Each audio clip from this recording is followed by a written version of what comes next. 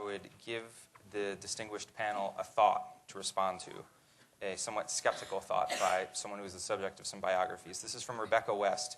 She said, "Just how difficult it is to write biography can be reckoned by anybody who sits down and considers just how many people know the real truth about his or her love affairs." So, how do you sit down to write the life story of any of the people that you've written biographies about? These huge, rich, messy, convoluted lives. Where do you begin?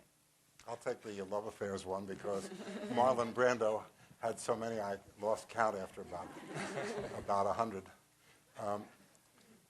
I don't think, in fact, when you're writing about, at least when I'm writing about an actor or somebody in show business, which seems to be what I've been doing recently, that I'm all that interested in their love affairs. After a while, they resolve into a pattern because, as we all know, people marry the same woman time after time, and women marry the same guy time after time. Rarely does this change, and after a while, I'm much more interested in how they got to what they did, which is, in their case, either creating an individual, as, say, Groucho Marx did, out of nothing. You know, there's this poor kid from the east side of New York whose mother drove him into show business when he wanted to be a doctor, the exact reverse of the usual story. Or Marlon Brando, who was a child of alcoholics and who never really got over that and I think was mentally ill all his life. So how did he get to be an artist? Something he denied all his life. He said, never an artist. It's all a con, which is what children of alcoholics feel. So to me, it was much more interesting getting at what I call the soul of a character. And by doing that, I would look at the art, which is the movies or the footage or the radio programs or whatever I could get, and try to construct a life from that. So I think Rebecca West, who had her own love problems and whose son wrote Anthony West wrote a really vicious portrait of her and the marriage or the union with H.G. Wells, is perhaps not the one that I would use as my signal for how to write a book about biography. But anyway, that's my brief answer to that. Meryl? In my book, I actually did have to write about a love affair, which was an interesting experience for me. I generally don't wade into people's messy personal and private lives, but to do a book on Brooke Astor and her son and his wife, I really had to spend some time on this. And as some of you who may have followed the fight, as you may know, Brooke Astor's grandson, over 2.5 years ago, Philip Marshall, went to court against his father, accusing him of mistreating Mrs. Astor. And there was a big lawsuit then. Her son, Tony Marshall, was indicted, and he's supposed to go on trial. It was supposed to be this coming Monday. It's been pushed back, but he's been indicted on 18 counts of looting his mother's estate. My book is less a biography to some extent, but it's more about the fight in this family. And one of the things I knew that was a major turning point in this family was when Tony Marshall met his third wife. And he was married, and his soon-to-be wife, Charlene, was also married. She was married to the minister in Brooke Astor's church up in Northeast Harbor, Maine. And I had heard about bits and pieces about this, but when I went up to Maine, was really one of those kind of experiences as a reporter where you nearly sort of fall off your chair at various points in time. Someone told me that Charlene, this affair was a very public event in the community. It really ripped apart this tiny town because everybody loved the minister, Paul Gilbert, and everybody loved Brooke Astor. And I was curious about how this came together. And at that point, Charlene's ex-husband did later talk to me, but he wouldn't talk to me then. And he had turned me down. Someone I talked to when I was up in Northeast Harbor remembered that he had he'd put together a book of his sermons, and she thought there might be one copy. So we went trailing down to the church, and on a top shelf in the far corner, she found it. And I promptly Xeroxed everything because I didn't have time to read it, and I thought it would be really rude to steal a book from a church. I didn't think that would be a very good thing. And I was curious because, you know, I just had a hunch. Sometimes people write about, sometimes pastors will talk about their personal experiences. And there I was. I had read it all when I got back to New York, and I was in page 72. My wife has left me. He literally wrote, he literally gave this, sermon in front of the congregation talking about how he was distraught and how it was the worst time in his life. And I was thinking, oh my God, there is a God, as I read this in front of me. And then I had another experience while I was up there. And again, I'm not used to prying into people's dirty laundry, but I also knew that it was tremendously relevant because there was a turning point in Brooke Astor's relationship with his son once he met his third wife, because she was so embarrassed and humiliated. And I was kind of curious about how they got together, how they met. And I was talking to one of Mrs. Astor's very grand friends in the big house up in the hill, and they had been traveling companions.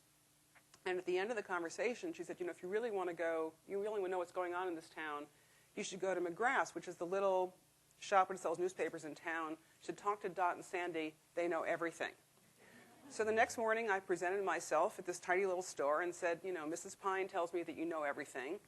And they did, because Sandy had been a cook at Mrs. Astor's house the summer that Tony and Charlene got together. And she was describing how she would get in at 6:45 in the morning, and she would look out the driveway, and she was thinking, what is the minister's wife doing, coming and knocking at the door at 6:45 in the morning, and Mrs. Astor's son is sneaking out? So it rained for the 4 days I was in Northeast Harbor, Maine, and I didn't care.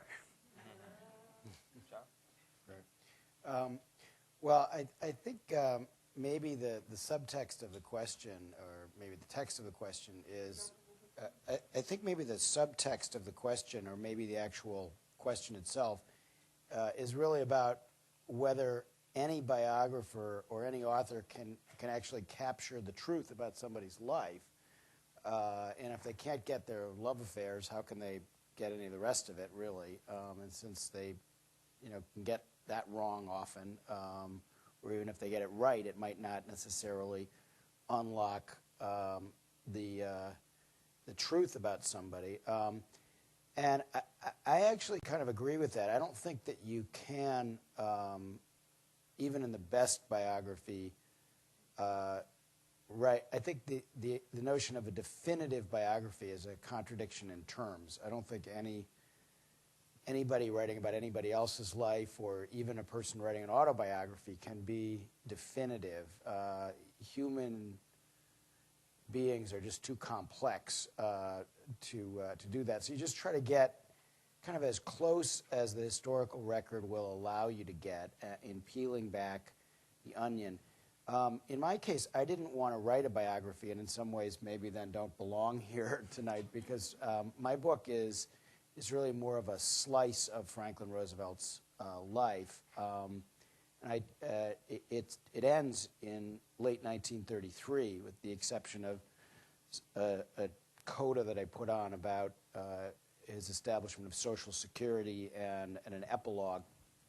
But I was interested in the first 75 pages or so in trying to explain where did he get this extraordinary confidence that allowed him to lift the country out of the fetal position in 1933, when we had a banking crisis that was even worse than what we have today, although in some ways not as complicated.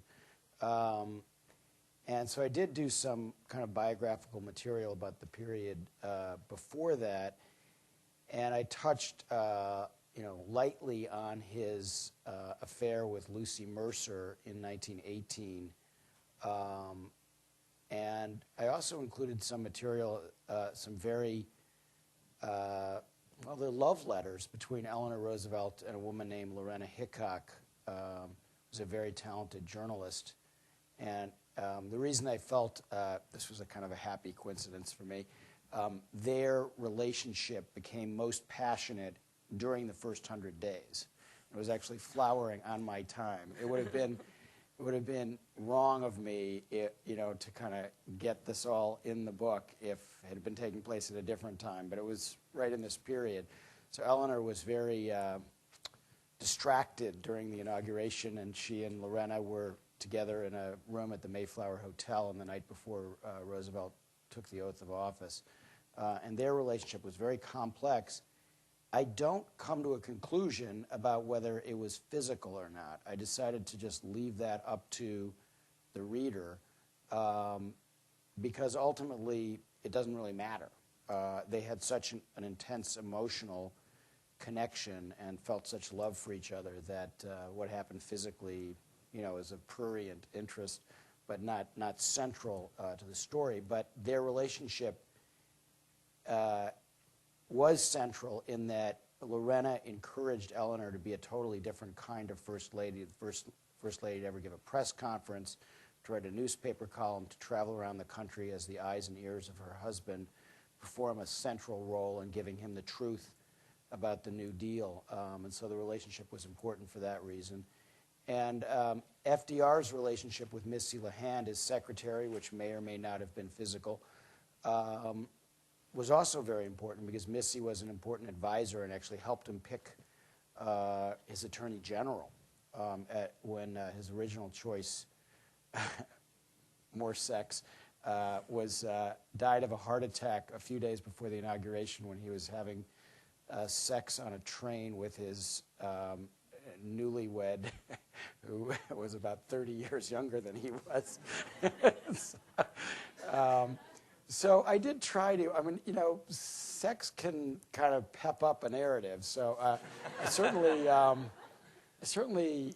you know, anytime somebody got drunk or had an affair, I figured out some worthy-sounding excuse to get it into my story. It is an awfully dirty book, I have to say.